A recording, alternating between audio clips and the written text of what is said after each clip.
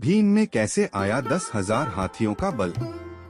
पांडु पुत्र भीम के बारे में माना जाता है कि उसमें 10,000 हाथियों का बल था, जिसके चलते एक बार तो उसने अकेले ही नर्मदा नदी का प्रवाह रोक दिया था। लेकिन भीम में यह 10,000 हाथियों का बल आया कैसे, इसकी कहानी बड़ी ही रोचक है। कौरवों का जन्म हस्तिनापुर में हुआ था, जबकि पांचों पांडवों का जन्म वन में हुआ था। पांडवों के जन्म के कुछ वर्ष पश्चात पांडु का निधन हो गया।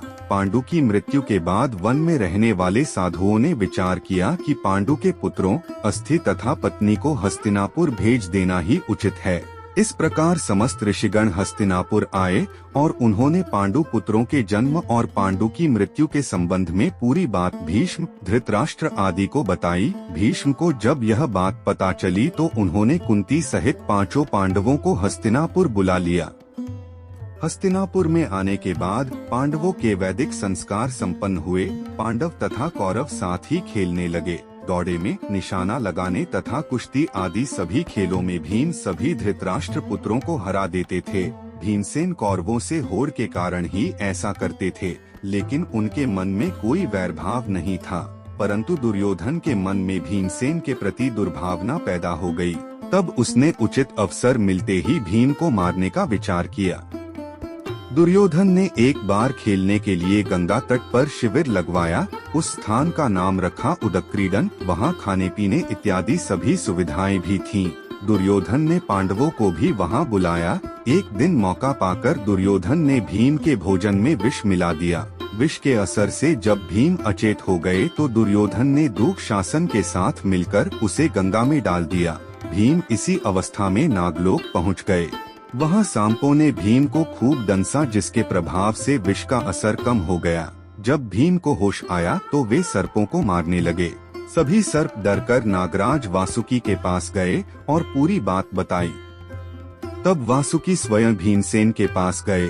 उनके साथ आर्यक नाग ने भीम को पहचान लिया। आर्यक नाग भीम के नाना का नाना था। वह भीम से बड़े प्रेम से मिले। तब आर्यक ने वासुकी से कहा कि भीम को उन कुंडों का रस पीने की आज्ञा दी जाए जिनमें हजारों हाथियों का बल है। वासुकी ने इसकी स्वीकृति दे दी। तब भीम 8 कुंड पीकर एक दिव्य शैया पर सो गए। जब दुर्योधन ने भीम को विष देकर गंगा में फेंक दिया तो उसे बड़ा हर्ष हुआ। शिविर के समाप्त होने पर सभी कौरव व पांडव भीम के बिना ही हस्तिनापुर के लिए रवाना हो गए। पांडवों ने सोचा कि भीम आगे चले गए होंगे। जब सभी हस्तिनापुर पहुँचे तो युधिष्ठिर ने माता कुंती से भीम के बारे में पूछा। तब कुंती ने भीम के न लौटने की बात कही। सारी बात जानकर कुंती व्याकुल हो गई। तब उन्होंने विदुर को बुलाया और भीम को ढूंढने के लिए कहा। तब विदुर ने उन्हें सांत्वना दी और सैनिकों को भीम को ढूंढने के लिए भेजा। उधर नागलोक में भीम 8वें दिन रस पच जाने पर जागे। तब नागों ने भीम को गंगा के बाहर छोड़ दिया। जब भीम सही सलामत हस्तिनापुर पहुँचे तो सभी को बड़ा संतोष हुआ। तब भीम ने माता कुंती व अपने भाइयों के सामने दुर्योधन द्वारा विष देकर गंगा में फेंकने तथा नागलोक में क्या क्या हुआ यह सब बताया।